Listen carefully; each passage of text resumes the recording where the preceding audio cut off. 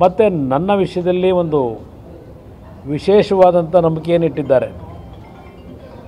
ಇವತ್ತು ಅತ್ಯಂತ ಸವಾಲಿದೆ ನನಗೆ.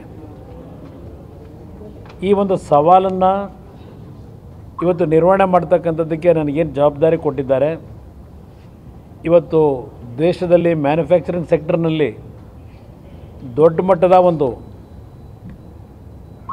ಬದಲಾವಣೆಗಳನ್ನು ತರಬೇಕು ಅಂತಕ್ಕಂಥದ್ದು ಬಹುಶಃ ಅವರು ನಿರೀಕ್ಷೆ ಇಟ್ಕೊಂಡಿದ್ದಾರೆ.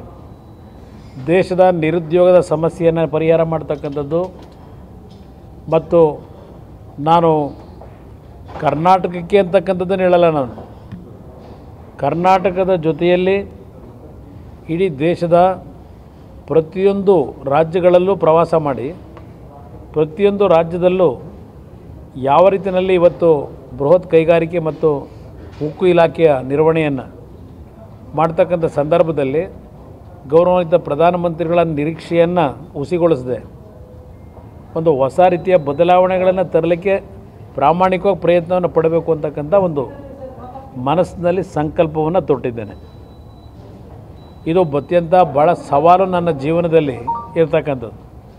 ಪ್ರಥಮ ಬಾರಿಗೆ ನಾನು 2004ರಲ್ಲಿ ಶಾಸಕನಾಗಿ ಆಯ್ಕೆಯಾಗಿ ಅನಿರೀಕ್ಷಿತವಾದಂಥ ಒಂದು ಸನ್ನಿವೇಶಗಳಲ್ಲಿ ಅವತ್ತು ರಾಜ್ಯದ ಮುಖ್ಯಮಂತ್ರಿ ಆದಾಗ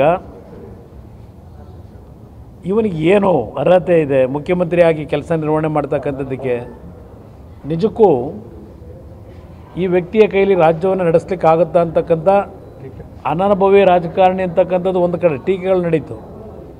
ಆದರೆ ಇವತ್ತು ಸಹ 20 ತಿಂಗಳ ಆಡಳಿತ BJP ಮತ್ತು JDSನ ಆಡಳಿತವನ್ನು ನಾನೇನು ಕೊಟ್ಟು ಅವತ್ತು ಯಡಿಯೂರಪ್ಪನವರು ನಾವಿಬ್ಬರು ಸೇರಿ ಇವತ್ತು ಸಹ ಜನತೆ ಅದನ್ನು ಸ್ಮರಿಸ್ಕೋತಾರೆ. ಇವತ್ತು ಸಹ ಇಂಥ ಒಂದು ದೊಡ್ಡ ಇಲಾಖೆಯನ್ನು ಪ್ರಥಮ ಬಾರಿಗೆ ಕೇಂದ್ರದಲ್ಲಿ ಸಚಿವನಾಗಿ ನಿರ್ವಹಣೆ ಮಾಡ್ತಕ್ಕಂಥ ಜವಾಬ್ದಾರಿ ನೀನು ಕೊಟ್ಟಿದ್ದಾರೆ. ಇವತ್ತು ಕರ್ನಾಟಕ ರಾಜ್ಯದಲ್ಲಿ ಹಲವಾರು ರೀತಿಯ ಸಮಸ್ಯೆಗಳಿವೆ. ವಿಶೇಷವಾಗಿ ನಮ್ಮ VSIL ಒಂದು ಚಾಲೆಂಜ್ ಇರ್ತಕ್ಕಂಥದ್ದು. ಈಗ ಅದು ಯಾವುದರ ಬಗ್ಗೆ ನಾನು ಚರ್ಚೆ ಮಾಡಲಿಕ್ಕೆ ಹೋಗೋದಿಲ್ಲ. ಇವತ್ತು ದೇಶದ ಪ್ರಗತಿ ಏನಿದೆ, ಇವತ್ತು ಯಾವೊಂದು ಬೃಹತ್ ಕೈಗಾರಿಕೆಯಲ್ಲಿ ಅತ್ಯುತ್ತಮವಾದ ರೀತಿಯಲ್ಲಿ ದೇಶದ ಪ್ರಗತಿಗೆ ಏನು ಕೆಲಸವನ್ನು ನಿರ್ವಹಣೆ ಮಾಡಬೇಕಾಗಿದೆ. ನಾನು ರಾಜ್ಯದಲ್ಲಿ 2ನೇ ಬಾರಿ ಮುಖ್ಯಮಂತ್ರಿ ಆದಾಗ ಕಾಂಪೀಟ್ ವಿತ್ ಚೈನಾ ಅಂತಕ್ಕಂಥ ಒಂದು ಯೋಜನೆಯನ್ನು ತರಲಿಕ್ಕೆ ಪ್ರಯತ್ನ ಪಟ್ಟೆ. ಆದರೆ ನಾನು ಇದ್ದಂಥದ್ದು 14 ತಿಂಗಳು ಕಾಂಗ್ರೆಸ್ನ ಆಡಳಿತದಲ್ಲಿ ಅದೆಲ್ಲವನ್ನು ಇಂಪ್ಲಿಮೆಂಟ್ ಮಾಡಲಿಕ್ಕೆ ಸಾಧ್ಯ ಆಗಲಿಲ್ಲ. ಬಹುಶಃ ಅದೆಲ್ಲವನ್ನು ಗಮನಿಸೇ ನನಗೆ ಈ ಒಂದು ಅವಕಾಶವನ್ನು ಗೌರವಾನ್ವಿತ ಪ್ರಧಾನಮಂತ್ರಿಗಳೇನು ಕೊಟ್ಟಿದ್ದಾರೆ. ಇವತ್ತು ಈ ಇಲಾಖೆಯ ಒಂದು ಸಮರ್ಥವಾಗಿ ದೇಶದ ಅಭಿವೃದ್ಧಿಯನ್ನು ಇವತ್ತು ಮೇಲೆ ಬರ್ತಕ್ಕಂಥ ನಿಟ್ಟಿನಲ್ಲಿ ಪ್ರಾಮಾಣಿಕವಾಗಿ ಪ್ರಯತ್ನವನ್ನು ಪಡ್ತೇನೆ. ಕ್ಷಣವನ್ನು ವ್ಯರ್ಥ ಮಾಡಿದೆ.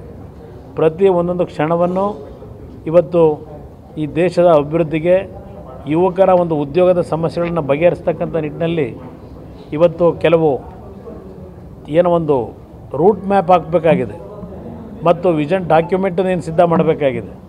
ಮುಂದಿನ 15-20 ದಿವಸಗಳಲ್ಲಿ ಇದರ ಬಗ್ಗೆ ನನ್ನದೇ ಆದಂಥ ಒಂದು ಕಲ್ಪನೆಯನ್ನು ಇಟ್ಕೊಂಡಿದ್ದೇನೆ. ಜಾರಿಗೆ ತರಲಿಕ್ಕೆ ಪ್ರಾಮಾಣಿಕವಾದ ಪ್ರಯತ್ನ ಪಡಲಿಕ್ಕೆ ಈಗಾಗಲೇ ಸಂಕಲ್ಪ ತೊಟ್ಟಿದ್ದೇನೆ.